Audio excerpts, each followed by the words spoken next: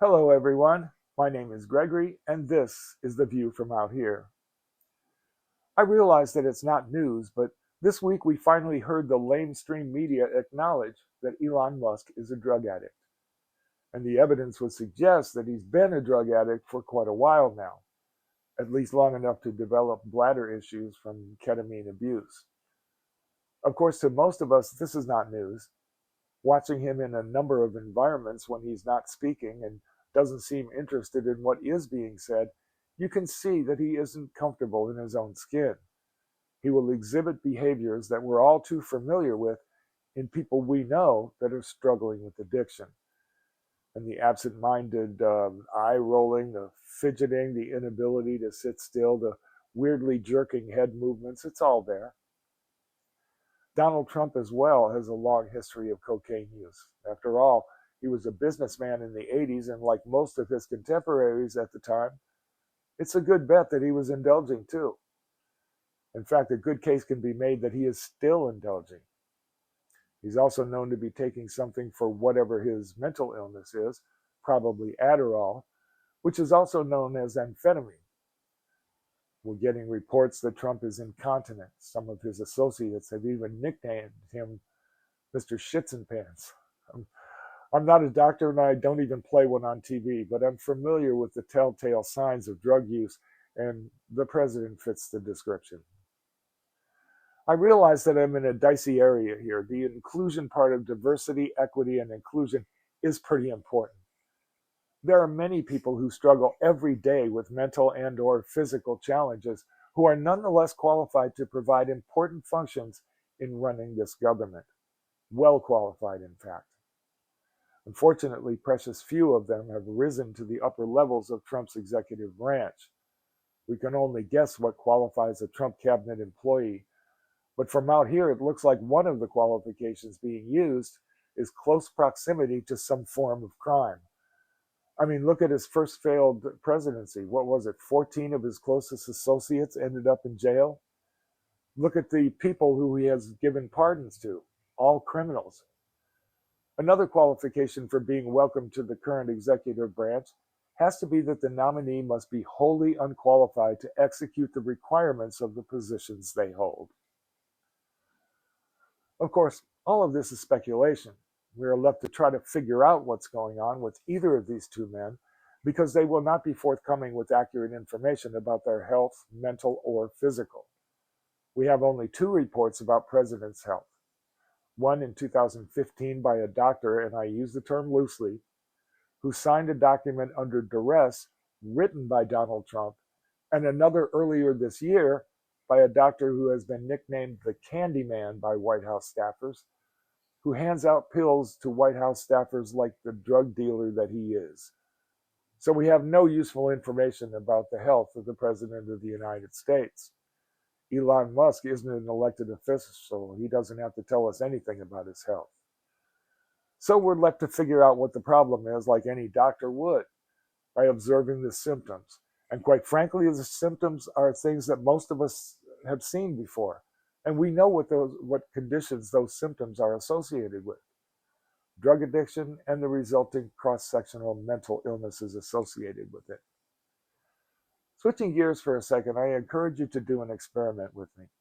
Next time you're settled into an evening of watching the 4 hours of primetime broadcast television, have a pencil and paper handy and tick off a check mark every time you see a commercial for a drug. Include over-the-counter medications like Flonase, NyQuil, Claritin D, and Zyrtec. Some will be repeated several times over the course of the evening, and a few will even be repeated back to back. They should all be included. Over that 4-hour period, you will see somewhere in the neighborhood of 40 commercials for a medication of some kind. Don't take my word for it, see for yourself. What that means is that you will see roughly 10 drug commercials every hour, or one every 6 minutes. If you don't think that has an effect on you, you're probably a member of Donald Trump's cabinet, or at least on Propaganda Princess Caroline Leavitt's White House press office staff. The fact is that if the pharmaceutical industry were in charge, which they are at least in part, every one of us would be ingesting at least one of their products on a regular basis, most every day. But circling back to my original point, the upper echelons of the Trump regime is packed to the rafters with various types of abusers: drug and or alcohol abusers, criminals, rapists, mental patients, undocumented immigrants like Elon Musk. Wait a minute, is that list sounding familiar to you?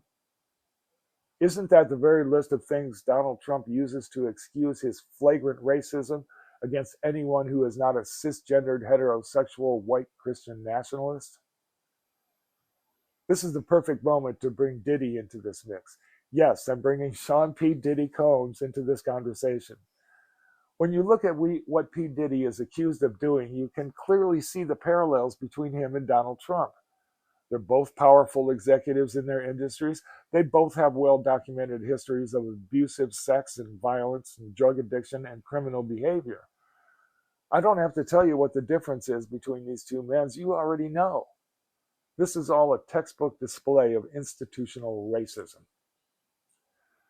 I don't have to remind you that none of what is happening today can reasonably be considered normal for a representative democratic republic. To any reasonably conscious United States citizen who consumes a reasonable amount of news and information on both legacy media networks or internet media networks, who incidentally are now enjoying viewership in numbers that are beginning to rival legacy media, that what is happening in the world right now seems flat out crazy. I mean, clinically insane. There's a very reasonable explanation for all of this. There's nothing wrong with your perception. You're fine. What you are being subjected to is crazy. I mean, clinically insane. The world right now is being infected with cross-sectional mental illnesses, and the White House under Donald Trump is a global superspreader of those illnesses. I remind you that none of this is anywhere near normal. It seems crazy because it is. I want to thank you for hanging with me so far, and please take a second to like and subscribe with the buttons below. Comments, both good and bad, are welcome here. You'll find a comment section below for that very purpose.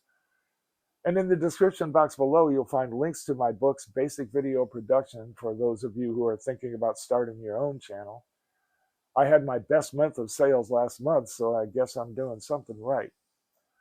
A link to my memoir, Searching for St Germaine, is also down there. And so far, the reviews are suggesting that it's as good of a book as I think it is. And frankly, I think it's a pretty good book. You won't be sorry. Also, I just introduced 2 new t-shirts to my Etsy store. One is 8647 for those of you who want to piss Donald Trump off, and a new design for No Hate to show your support for people you know, like me, in the GLBTQ plus community, while we struggle against the most powerful pushback to the closet that we've seen since Measure 9 back in 1992. All of that and more can be found in the description box below. Take a moment to have a look. Meanwhile, my name is Gregory, and this has been The View from Out Here. Much love.